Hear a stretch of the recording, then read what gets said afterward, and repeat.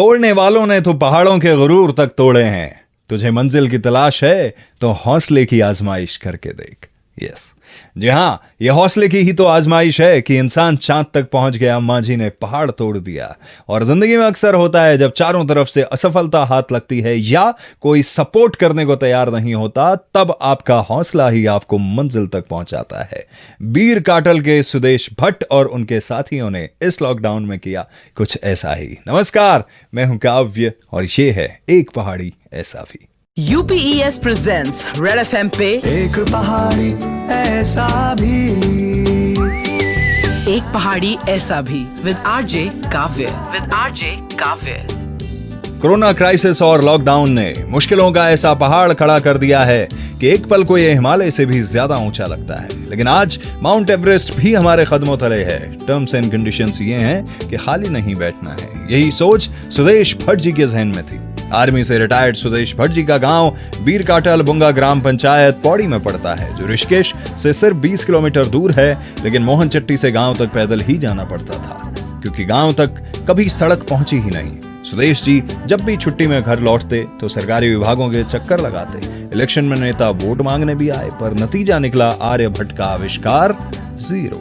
जी, लेकिन लॉकडाउन में घर लौटे लोगों और युवाओं से सुदेश जी ने कहा कि क्यों ना गांव से मोहन चट्टी तक की 3.5 किलोमीटर लंबी सड़क खुद बनाई जाए। पहले तो लोगों को कन्विंस करने में बड़ी दिक्कत आई, लेकिन एक जवान कभी हौसला नहीं हारता है। आर्मी से रिटायर्ड सुदेश जी ने गांव वालों का भरोसा जीता और सोशल डिस्टेंसिंग का ध्यान रखते हुए काम शुरू किया। कई लोगों ने सड़क के रास्ते में आए अपने खेत तक दे दिए, क्योंकि गांव के बुजुर्गों ने वो दिन भी देखे थे जब लोगों को कंधे पे उठाकर ले जाना पड़ता था। 17 अप्रैल को सड़क बनाने का काम शुरू हुआ। युवाओं ने हाथों में फावड़ा, हथौड़ा, जरूरत की चीजें थाम ली। हर दिन 10 से 12 घंटे काम होने लगा। सड़क किनारे ही खेतों में खाना बनता। धीरे धीरे महिलाएं भी इस काम में जुड़ गईं। लोगों के जुनून को न कड़ी धूप पिघला पाई और न तेज बारिश थो पाई। जो युवा एक दिन काम करते, अगले दिन उन्हें आराम दिया जाता।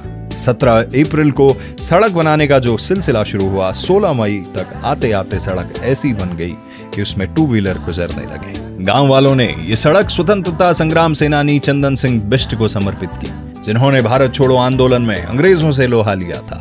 सड़क किनारे जो बड़े बड़े पत्थर हैं, उन पे सुदेश जी के साथियों ने कोरोना के बारे में अवेयरनेस मैसेज भी लिख दिए। सड़क बन गई और लोग आने जाने लगे, लेकिन काम अभी रुका नहीं है। सुदेश भट्ट जी का अगला टारगेट है गांव को मेन रोड से जोड़ने वाली पुलिया को बनाना। ये पुलिया 2013 में आई आपदा में टूट गई थी। इसकी मरम्मत का काम भी इन्होंने शुरू कर दिया है।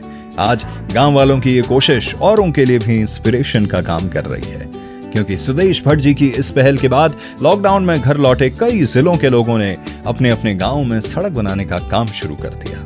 बीर काटल से मोहन चट्टी तक 3.5 किलोमीटर लंबी इस सड़क को बनाकर लोगों ने सिस्टम को आईना दिखा दिया है कि राह चलते मुसाफिर को अपने पैर का कांटा खुद ही निकालना पड़ता है। आज आलम यह है कि मेन स्ट्रीम मीडिया से लेकर सोशल मीडिया तक हर महफिल में सुदेश भट्ट और बुंगा ग्राम पंचायत के लोगों के इस कारनामे की चर्चा है। सुदेश भट्ट और उनके साथी अक्सर शायद यही कहते होंगे कि हमारे जीने का तरीका थोड़ा अलग है, हम उम्मीद पे नहीं अपनी इज्जत पे जीते हैं। तो अगर आपके पास भी है सुदेश भट्ट जैसे ही किसी कोरोना वॉरियर की कहानी, तो आप मुझ तक मेरे सोशल मीडिया हैंडल @RJ काव्य पर भेज सकते हैं।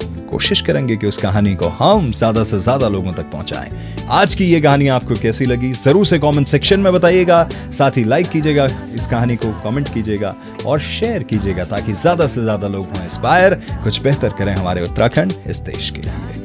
नमस्कार, मेरा नाम है काव्य और ये है एक पहाड़ी ऐसा भी। उत्तराखंड मेरी मातृभूमि,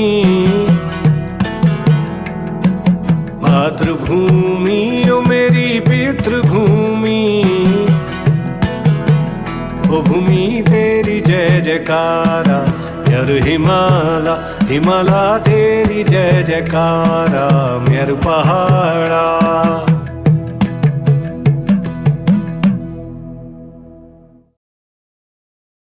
Presented by UPES, University with a Purpose. 93.5 Red FM बजाते रहो।